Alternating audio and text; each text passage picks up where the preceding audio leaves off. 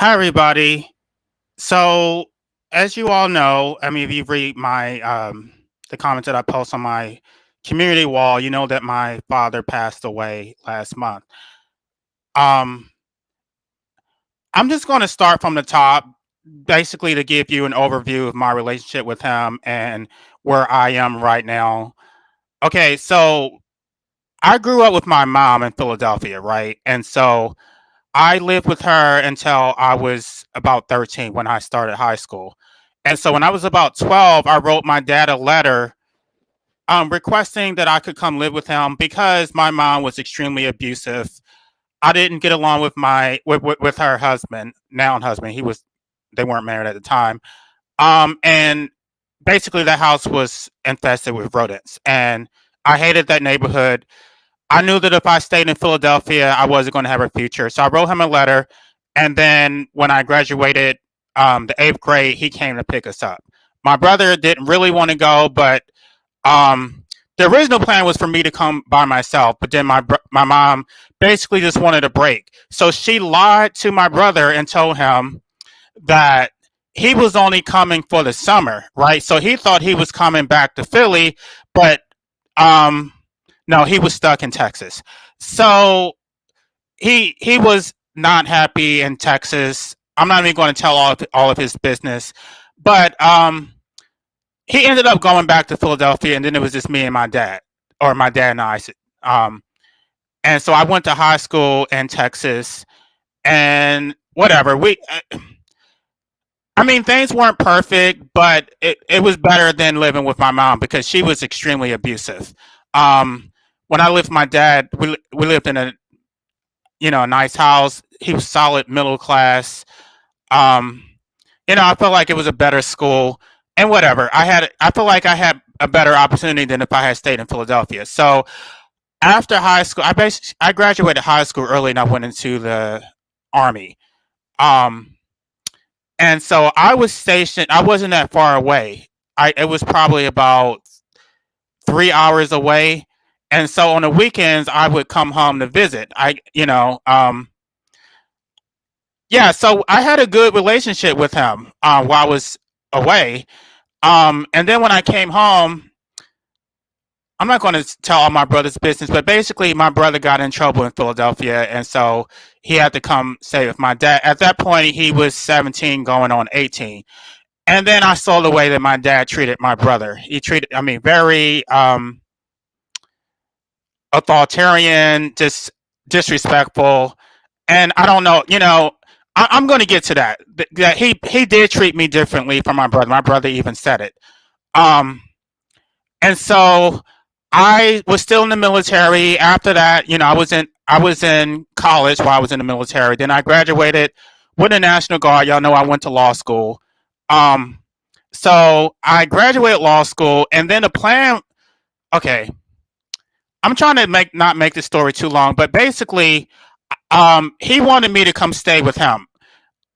He had his own intent, his own agenda. Basically, he was lonely. He wanted to talk to me, so I was supposed to be coming to live with him, but I had my apartment.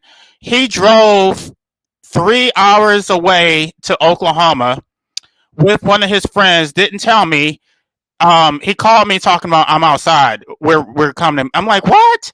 So I was pissed. Not, I mean, if he would just came by himself, that would have been fine. But he was with his friend. So basically, he didn't want me to back out, and so he was going to force me to come live with him. Um, so then I moved with him, and then the plan was for me to stay with him while I was studying for the bar exam, right? But then he basically took up all of my time. He wanted to talk. This is someone who could talk. He could talk from 7 o'clock at night to 7 o'clock in the morning without you saying much of anything. So he took up all of my time.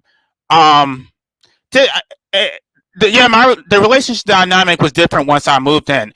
I was struggling because I couldn't get a job with my law. I At that point I was still putting my law degree on applications. Nobody would hire me.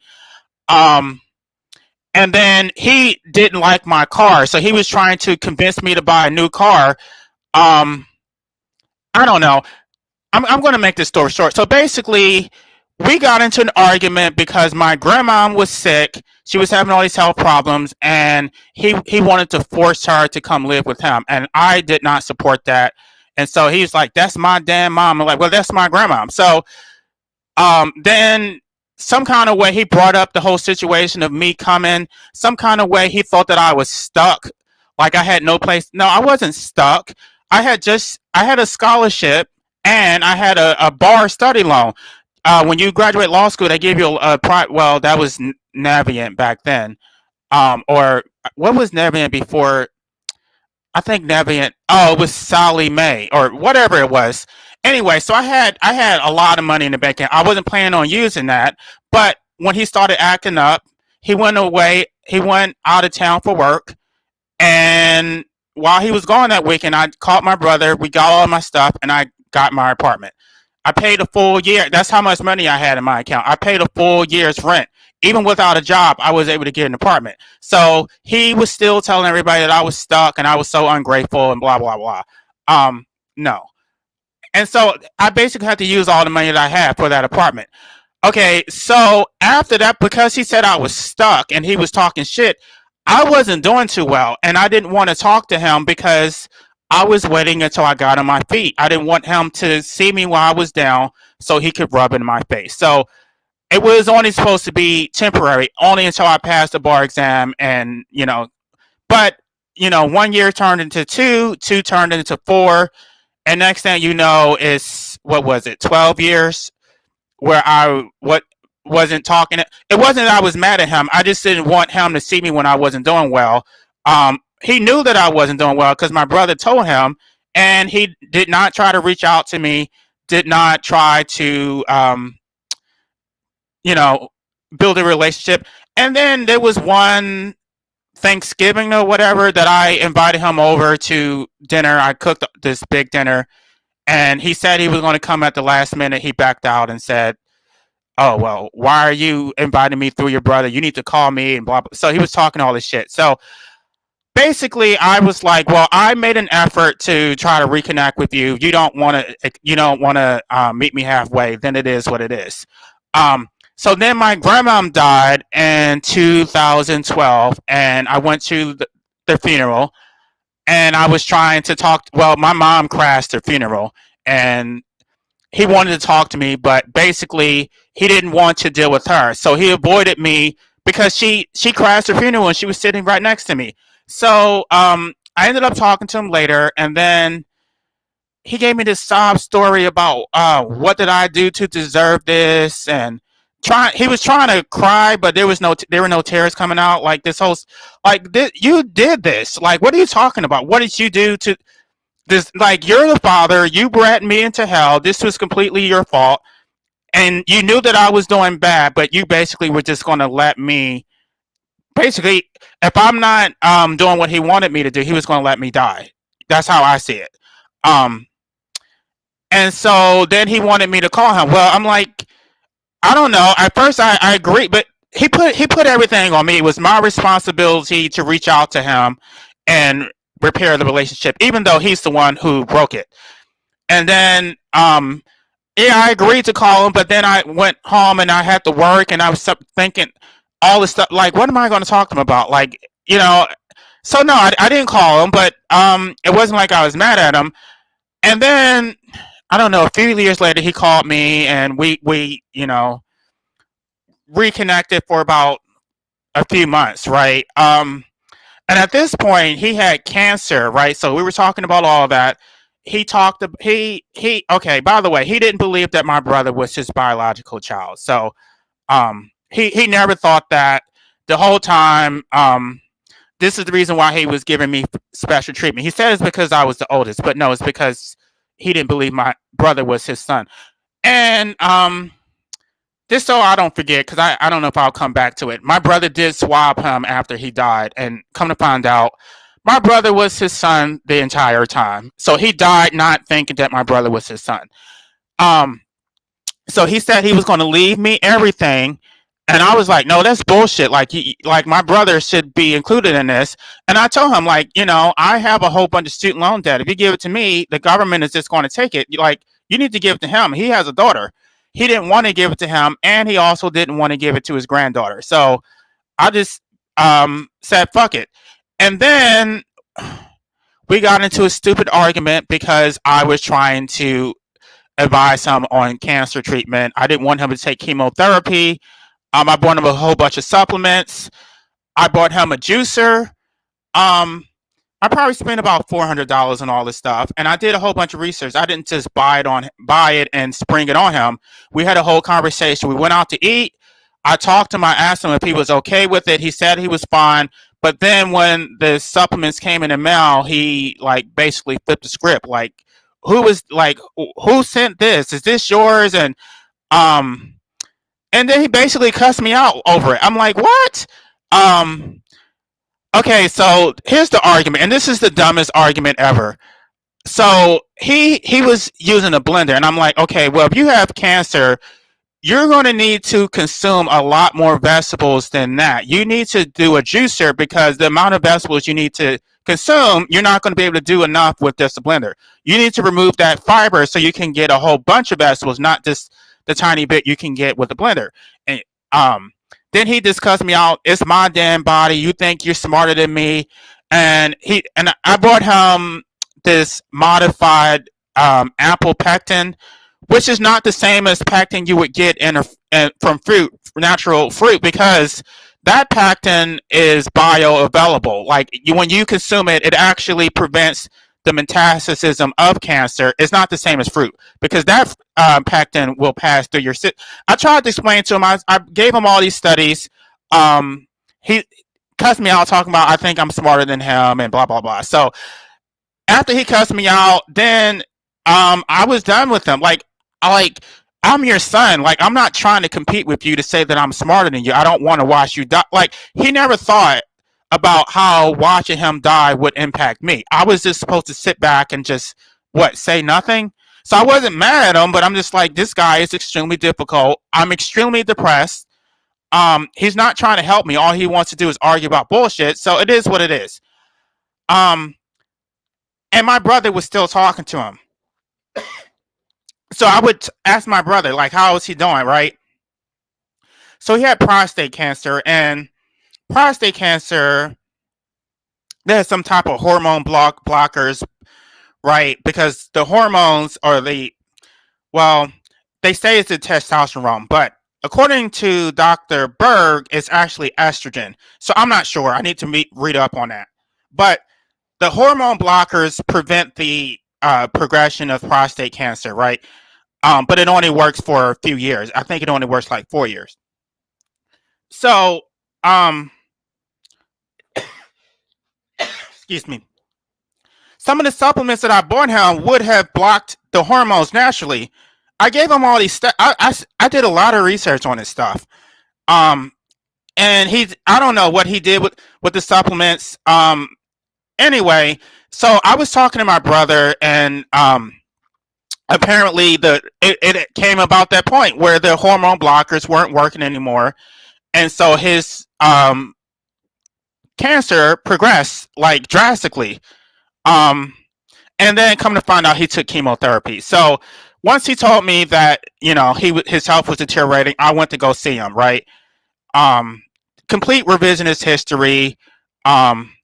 And my brother was standing there listening to the whole conversation, right? Because I'm thinking he's on his deathbed. He's in agonizing pain. Maybe now he will realize that life is bullshit. That, imposing life on me was bullshit. No, he never realized it. He pretended. My brother was amazed, right? Because my dad was so contrarian. He always had to get the last word. But he was completely deferential when he was talking to me. He was agreeing with everything, saying that life has no purpose. He was talking about how his life was so hard. But at the same time, he was still promoting the idea of me having children. And he also told my niece that she needs to have children. My niece is only 16. He told her she should have 16 children.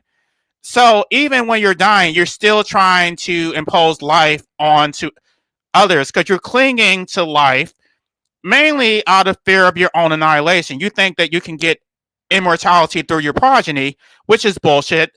And that's how men do. Men care about their their bloodline. Somebody to carry on. I'm not doing it. So and he didn't think that my brother was his son, so he didn't count my brother as being part of his legacy. Um, so long story short, to get to where we are right now, he didn't have anything taken care of. He didn't have his affairs taken care of. He didn't have his estate taken care of.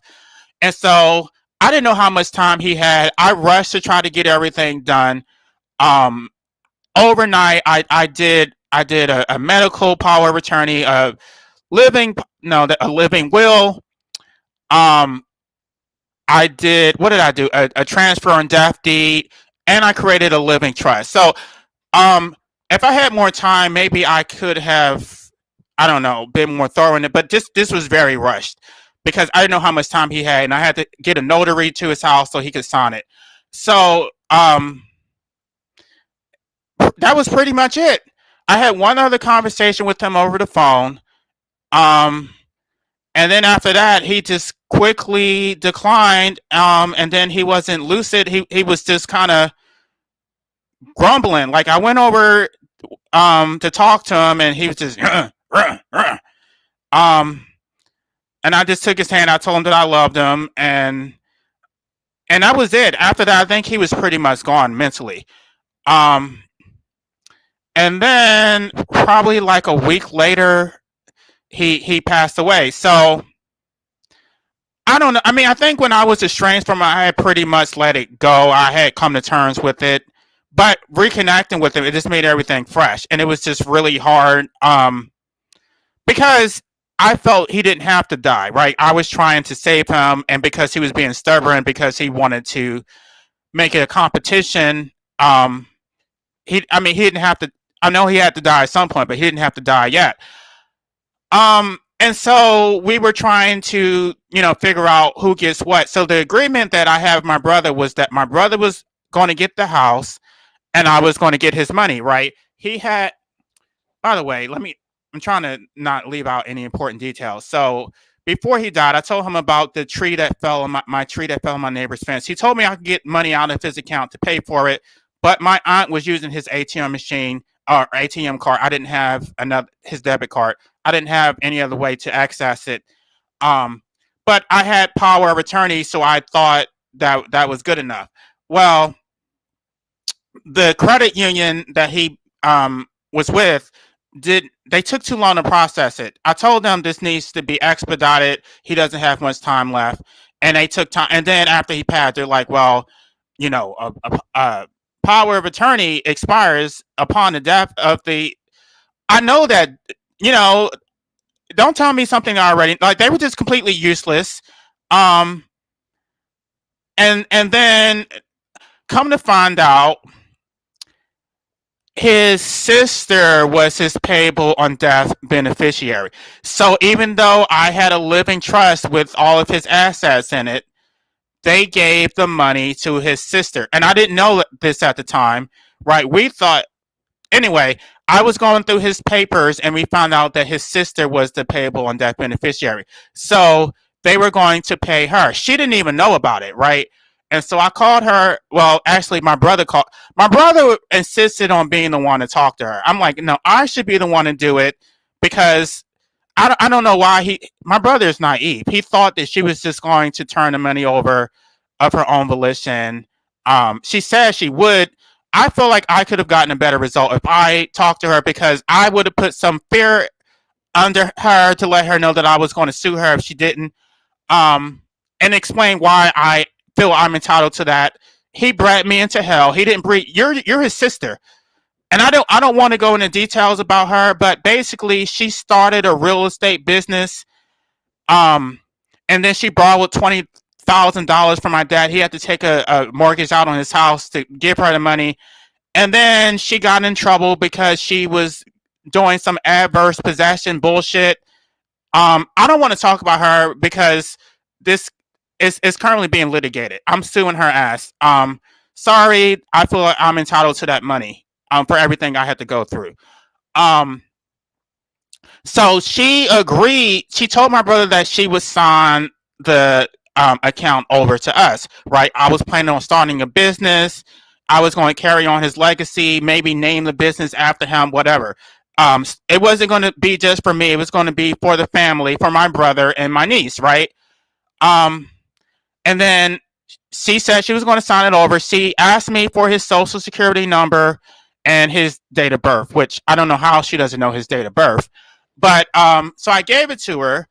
And then after she got the information, she's like, "Oh well, I'm going to split it. She's going to split it between me, my brother, her sister, and she was going to take the largest cut." So my brother just sent her a text message saying thank you. I just said love you because I knew I was about to sue her and I didn't want to, um, say anything that was misleading. Um, I talked to my brother about it. Um, I sued her. I'm currently litigating this case. I'm not going to talk about it too much, but just because she's the payable on death beneficiary, that doesn't make it her money. I've already researched the law. It has to have very specific language. Um, and that I already saw I need the actual form that he signed. But once I get that, she already divided the money up, and now that I I'm suing her, she's not going to give me my cut. So I have no choice but to go forward with it. But I'm leaving out a few details. So he died on the 13th, and I was scheduled in court for this traffic ticket on the 14th. So the day after he died, I was supposed to go to court. I didn't go to court. Um, and because I was following all these motions and talking shit, I'm an anarchist, so I don't believe in statism. They basically tried to get even with me. They issued a warrant for my arrest. They held an ex parte hearing. Ex parte meaning a hearing with only one party. With the state was there. I wasn't there. They never gave me any notice. The judge she entered a plea on my behalf of no contest, and then they issued a judgment against me, and yeah. So this whole time I'm like looking over my shoulder, not wondering if I'm going to get arrested. Like I'm driving to work. I don't know if they're going to show up at my house. I'm basically a fugitive at this point. Um, and and I'm dealing with the passing of my father, and I was extremely stressed out and depressed. Um, right, I probably would have gone. By the way, I filed a motion to recuse because of other stuff that was going on. So when you file a motion to recuse, the court can't take any action until they issue a ruling on the motion to recuse. So they were not supposed to issue a warrant against me. They weren't supposed to issue a judgment. They don't even have jurisdiction to do any of that shit. So now I'm litigating my father's estate, which because he had to live in trust, it wasn't even supposed to go through probate. But I have to do it the hard way. Now yeah, I'm I didn't file it in probate court. I filed it in district court because, in addition to probating the bank account, which I'm not doing a full probate. I'm doing a management of title, which is a limited probate just over the bank account, and then I'm suing my aunt for the rest of the money that she already divided up as if it was hers. Um, there are more details, but I don't really want to talk about it because I don't want to embarrass her. But long story short, that adverse possession bullshit that she was doing, she was prosecuted for that. And so I brought all that stuff up. I put her mugshot in there. You know what? It is what it is. I felt that what she did was grimy. I know she's money hungry. She said she was going to give it to my brother and I. There still is a mortgage on the house. So, like I said, the original agreement was for me to get the money, my brother to keep the house. Now, I do have my dad's truck, which is still titled in his name, and they're not even recognizing the living trust because they don't know what a living trust is. They're saying, well, there's no probate. I'm like, a living trust doesn't go through probate. Like, what are you talking about? These people are so ignorant, and they're in high position or positions of authority within the government. They don't even know the damn law.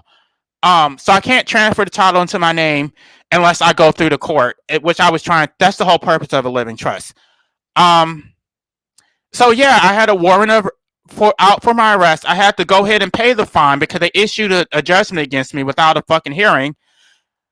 And yeah, I'm extremely stressed out. So the way I see it, my father passed. He brought me into hell. I'm here because of him, regardless of the fact that I was estranged from him for several years. That was all his fault anyway. But even if I was, I feel entitled to that money. I told y'all before, the first video that I did on my anti-natalist channel was about wrongful life.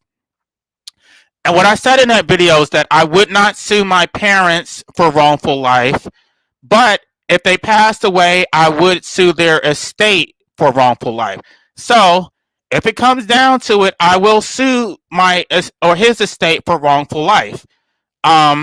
He brought me into hell.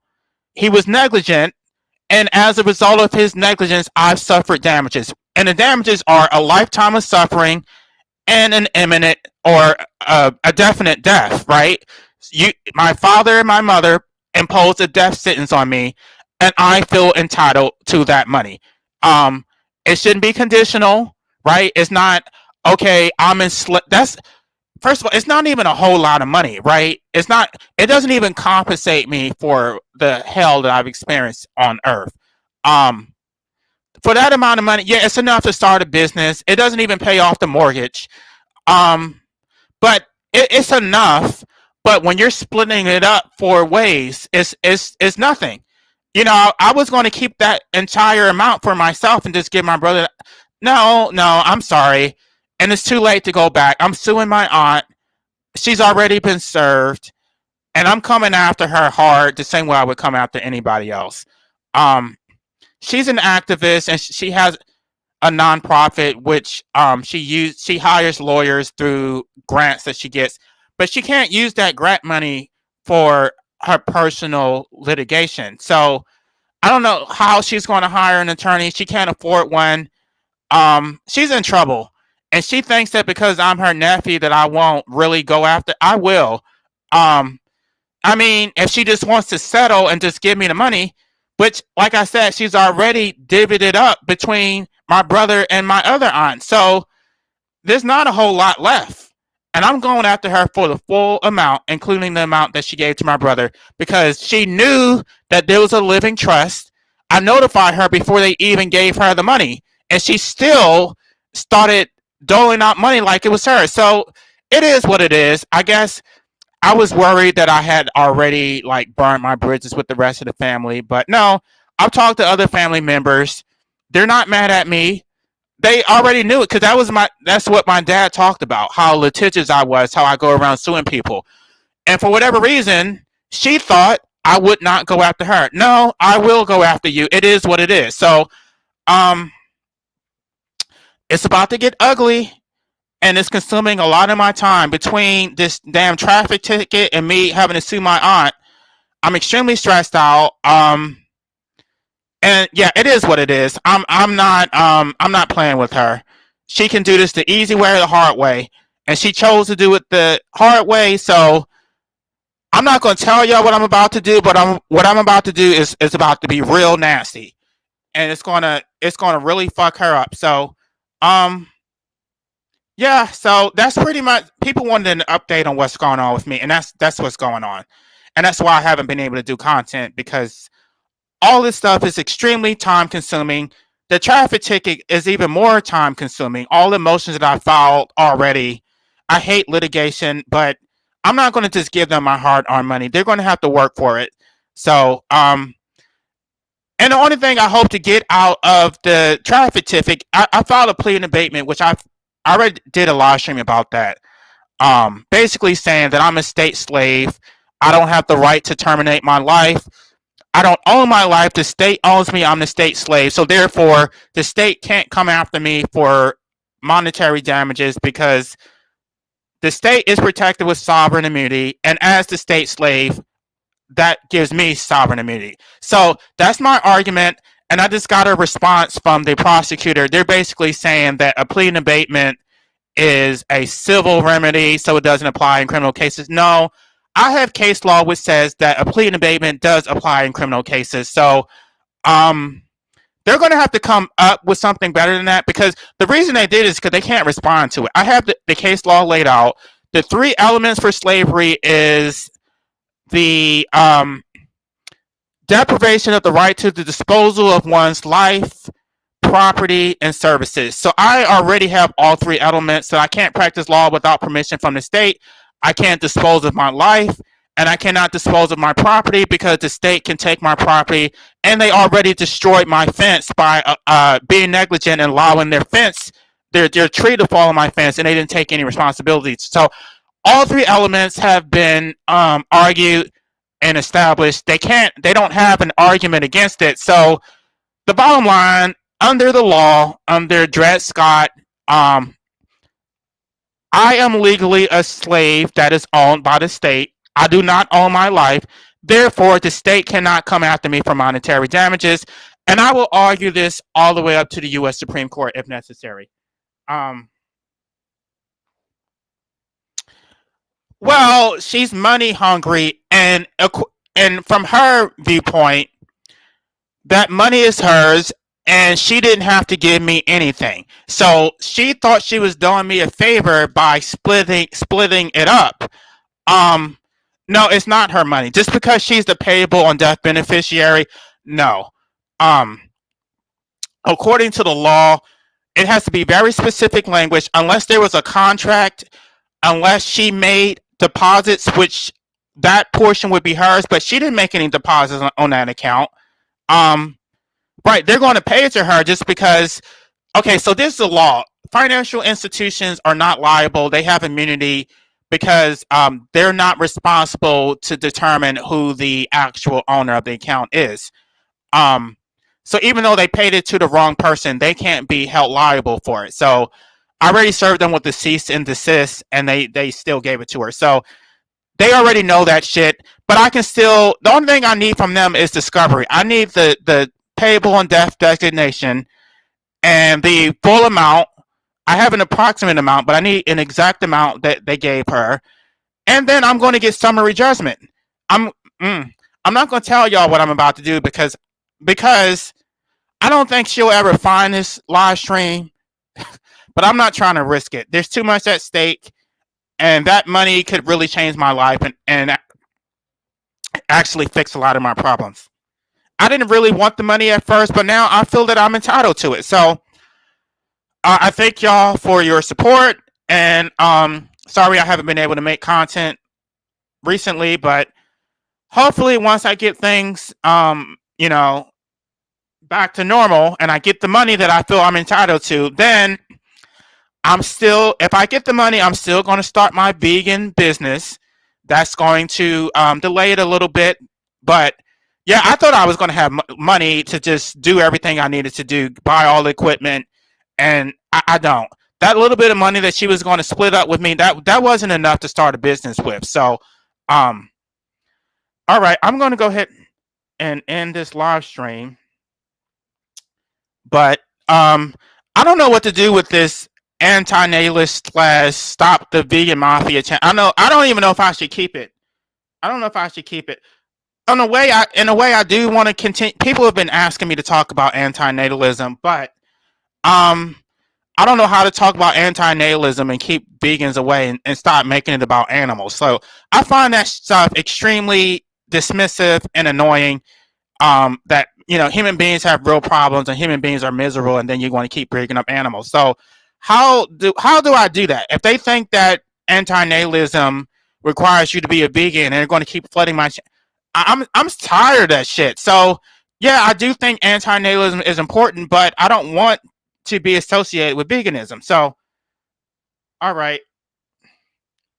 Yeah, I've grieved over it. The main thing that was hard was watching him suffer, watching him waste away. Um yeah, it was difficult. And again, he didn't have anything in order.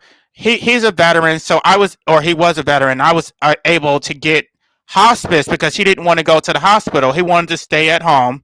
So he didn't have anything set up. So I'm the one who got hospice. So he had a nurse coming to see him, um, and give him medication. He wasn't taking his medication. He wasn't doing anything he was supposed to do, and he wasn't eating, and so he didn't really die from cancer. He died from the chemotherapy and from starvation. He basically wasted away, and he was dehydrated, and then he basically became he wasn't lucid. Um and then he couldn't take the medication orally. I tried to give him an IV, but he didn't want it. So I respected his wishes. I think um he was at retirement age. I think because he liked having people depend on him. He liked having money and being able to use that as leverage. Again, this man, I love my father, but he was a narcissist. And he used his money to control people. And he tried to use it to control me, except I wasn't money hungry, so I didn't take his money. Um, I don't know if that was smart. He probably could have given me enough money for me to pass the bar exam, but I would have had to deal with all of his bullshit, and I just wasn't willing to do that.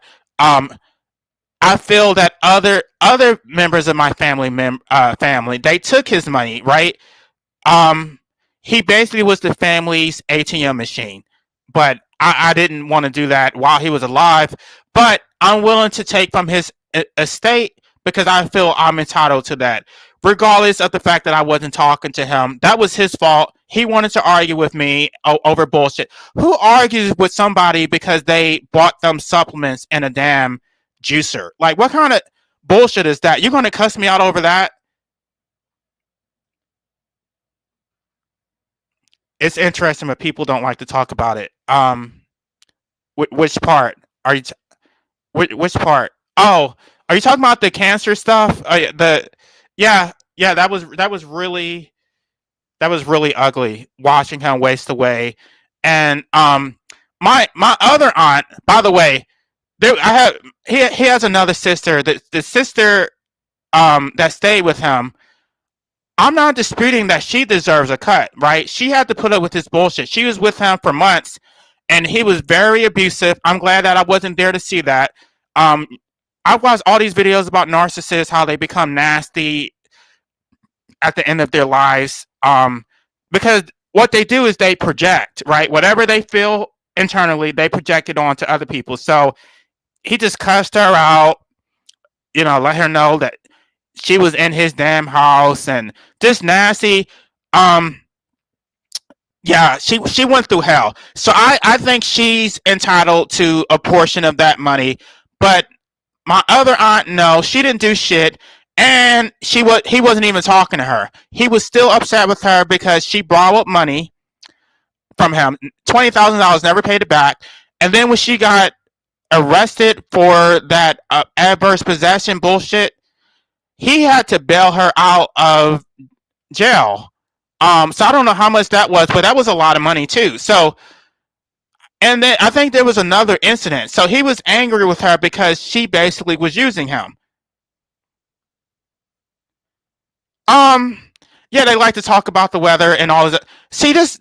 Okay, so that's what got me in trouble, right? I was really stressed out, and then when I went to court for that traffic citation, I go to court, and this stupid bailiff was just laughing. She was having a conversation with the clerk, and I'm like, okay, I tried to appear via video conference, but they wanted me to appear in person.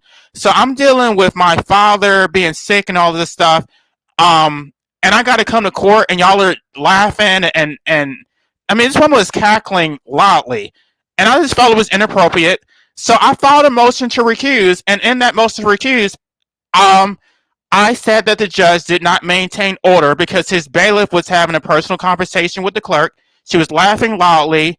Um, I, I I'm not going to get into that, but yeah, I'm stressed out because and they think that I'm just making excuses. I didn't come, so they They reset that hearing for another hearing, and I'm like, no, under the code of criminal procedure, you're only entitled to one pretrial hearing.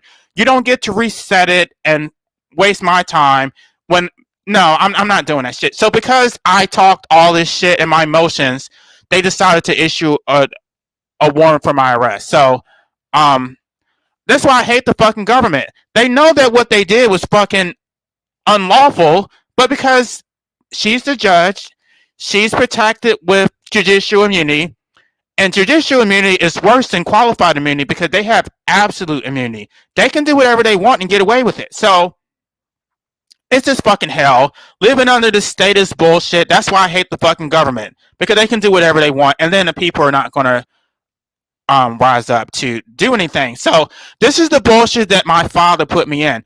Oh, by the way, that last conversation that we had before he passed away, I've always, even since I was a child, even before I knew about antinatalism, I always told him that um basically people should not procreate because back then I was a Christian and I told him that, if you procreate, there's a chance people could go to hell. Um, but I told him that. And even right before he died, I was just like, basically, I reserve the right to terminate my life. YouTube, I'm not saying I'm actually going to do it. I'm just talking about my right to do it. Um, and he was telling me how selfish it is, that all these people, he was talking about how it was selfish that I didn't come around. Basically, it was my responsibility to care for him. Right? It was a complete role reversal. It wasn't his responsibility as a father to protect me. I was supposed to be the dutiful son. I was supposed to be respectful and whatever. Some kind of way I dishonored him by not living up to my duties. These duties that I never agreed to. I talked to y'all about duties. Duties are bullshit. They're anti-intellectual. You can't assign a duty to someone from birth. Like, how is it my duty to carry on your legacy, to be your fucking slave, to be a slave to the system? Yeah, he was a hardcore statist. He believed that the government was put in power by God to protect us, and I should just obey the government. He did not support the fact that I was always suing people. They don't care. It's not them. I wouldn't laugh around people that's getting extorted. That's exactly. So when that damn bailiff was laughing, I took offense to it. Like, I'm here fighting for my livelihood. This isn't a fucking tea party. Like, I'm here for business, and you don't get to sit around laughing at my expense. So yeah, I got into an argument with the bailiff.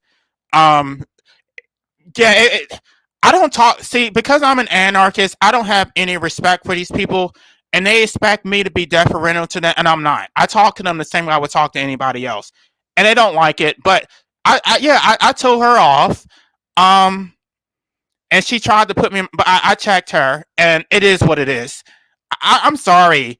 I'm sorry. I don't have any respect for the government, and and what they do is they retaliate against you in some other way.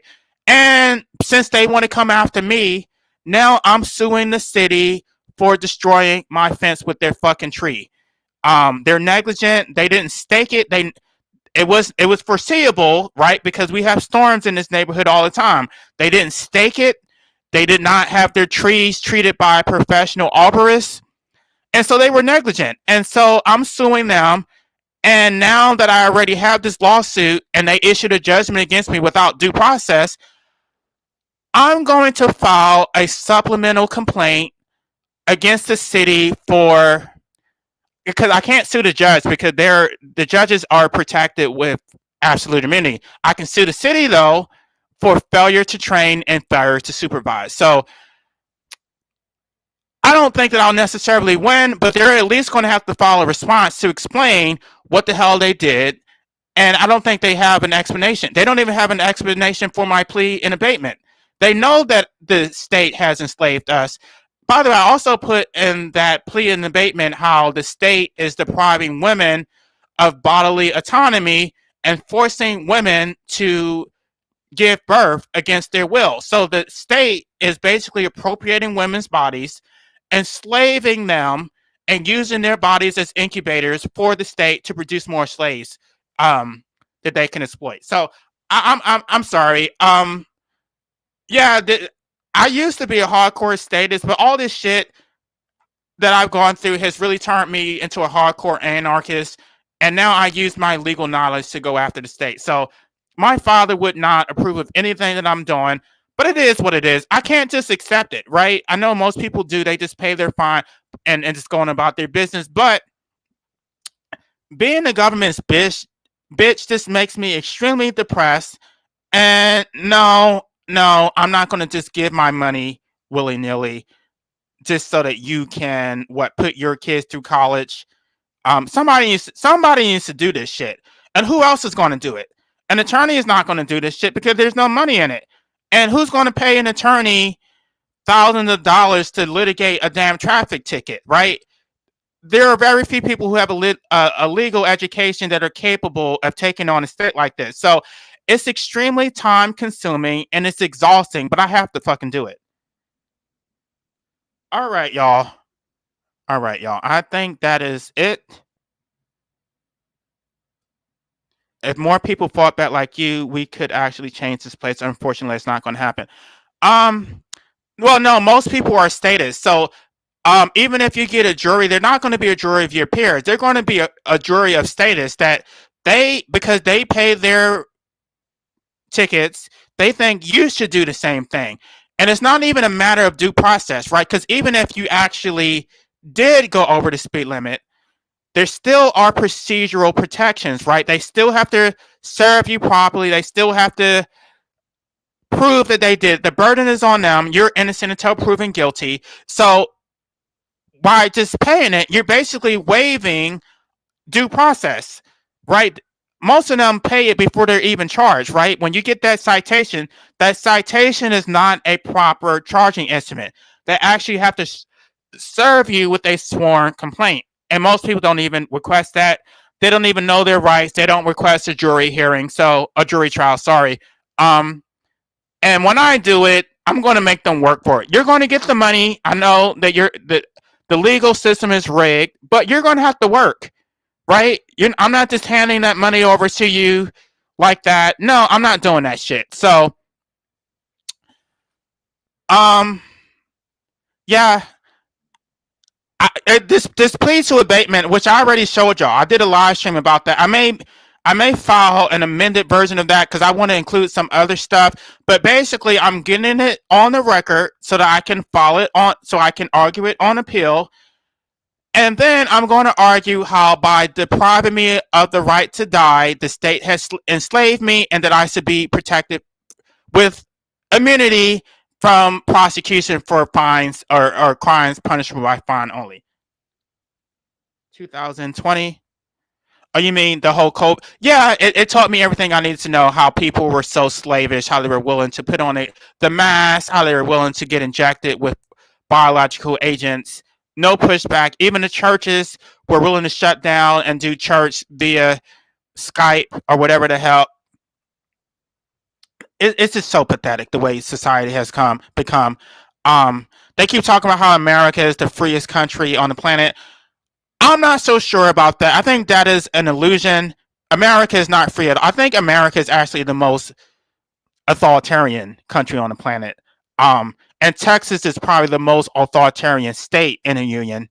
Yeah, I don't know what is free about it. The fact that you can buy shit, you can buy a fucking cell phone and a car and live in a house.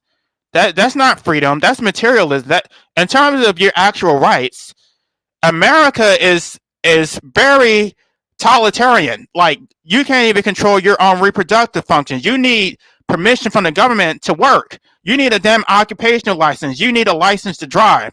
You need a license to eat, sleep, and shit. So yeah, I can't imagine any country more authoritarian than America.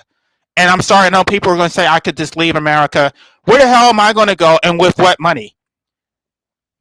I don't know anybody in a foreign country. I have no ability to earn a livelihood.